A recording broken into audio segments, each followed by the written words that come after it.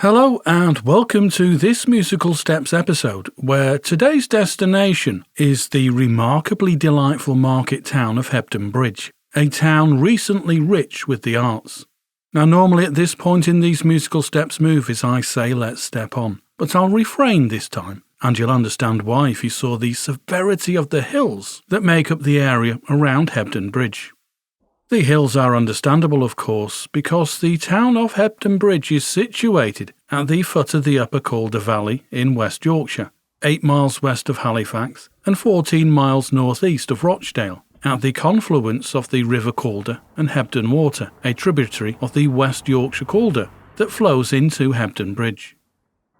Though very much an artistic town today, Hebden's steep hills, fast-flowing streams, and access to major wool markets meant it was ideal for water-powered weaving mills during the 19th and 20th centuries. In fact, at one time Hebden was known as Trouser Town because of the large amount of clothing manufacturing.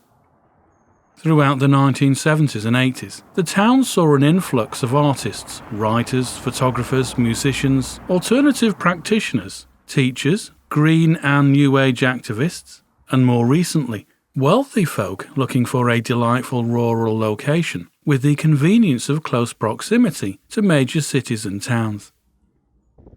Surrounded by moors made famous by the Bronte sisters, perhaps Hebden Bridge is best known today by music lovers as the childhood home of Ed Sheeran.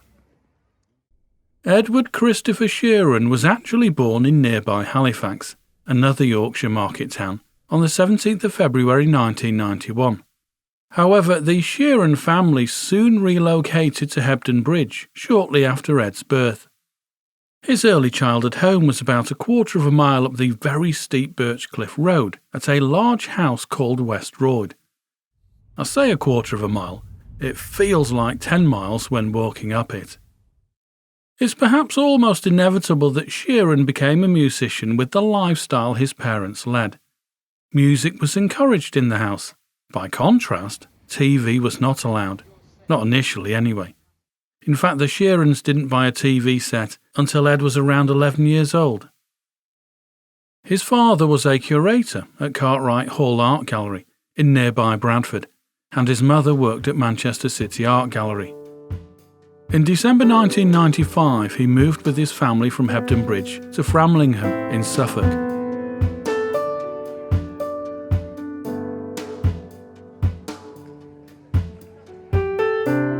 What was once,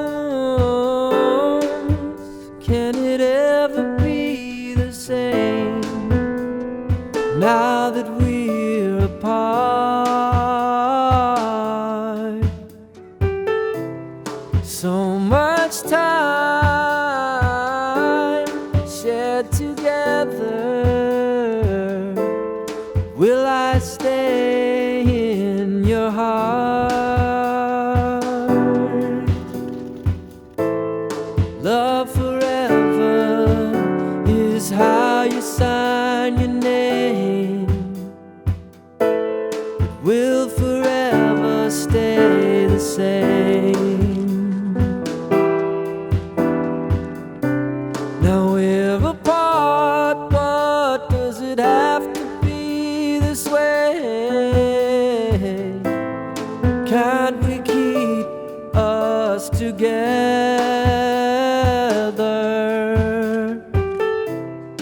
All our times, midnight secrets and late night calls, have they gone now forever?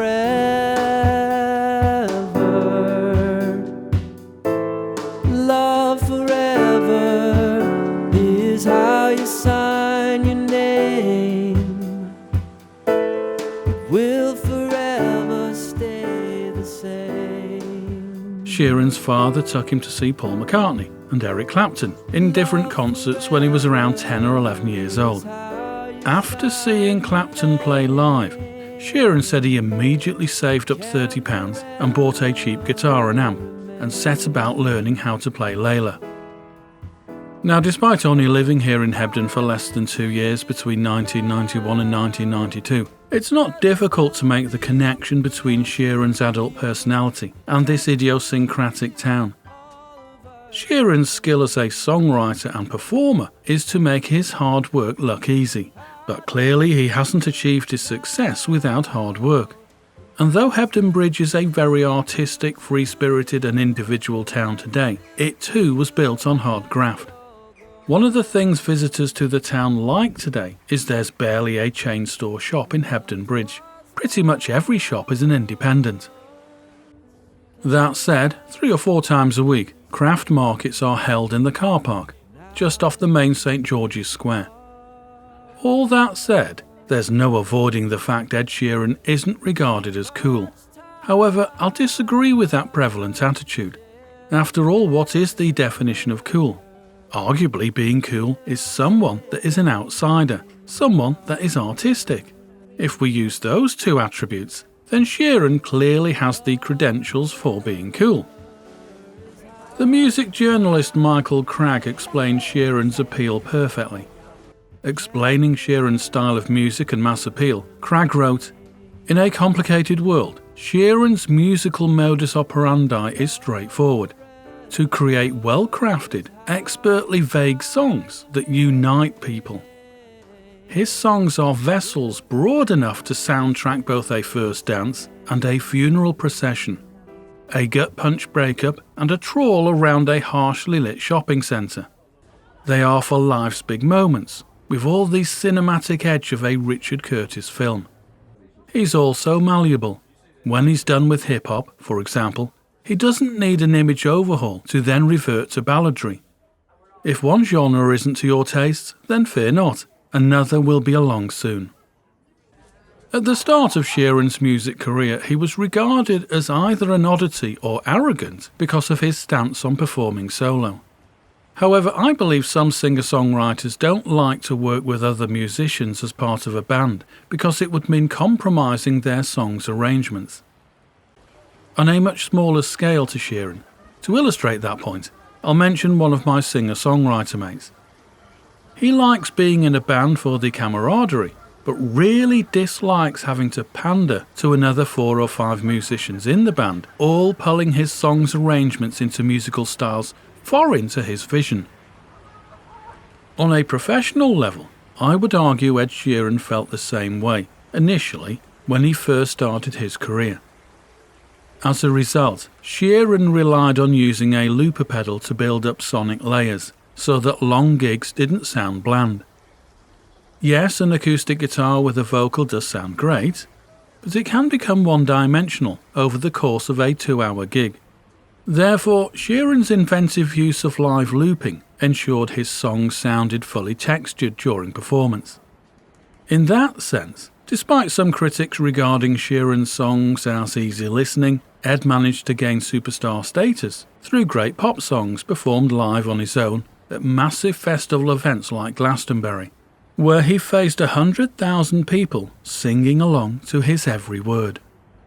That's not to say Sheeran wasn't nervous about Glastonbury. He admitted he was scared.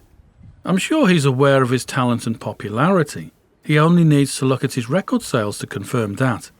However, Sheeran admits he's a divisive figure, and maybe that was what caused the nerves prior to Glastonbury. Yes, he sells to many millions who buy his albums, but he's also conscious there's a mass of people who view him as the utter apotheosis of everything that's wrong with music. During Glastonbury, Sheeran knowingly addressed the crowd. He said, "I'm going to play a song now that you might not like, but I'm pretty sure you know the words to," before performing his most divisive song, the huge-selling but widely reviled Galway Girl. At another point during the gig, Sheeran sings, "I've never had an enemy except the NME, and now I'm selling twice as much as that magazine." Clearly headlining events such as Glastonbury and relentlessly holding the attention of a huge crowd on his own for 2 hours prove his songs stand up alongside other great songs of the modern age. A 2-hour Glastonbury performance that saw Sheeran sing solo with just his beat-up acoustic guitar, with no backing tracks, and with only his live looper pedal to create depth and sonic layers, illustrates he clearly has a talent for writing songs pop audiences want to hear from Hebden Bridge and right around the world. Now we're apart, but does it have to be this way? Can't we keep us together?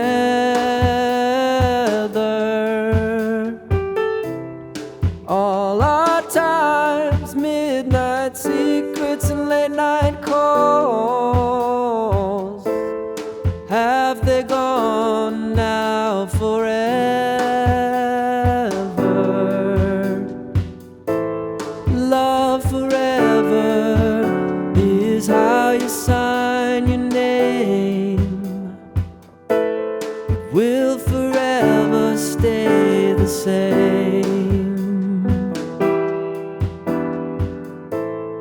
Love forever is how you sign your name.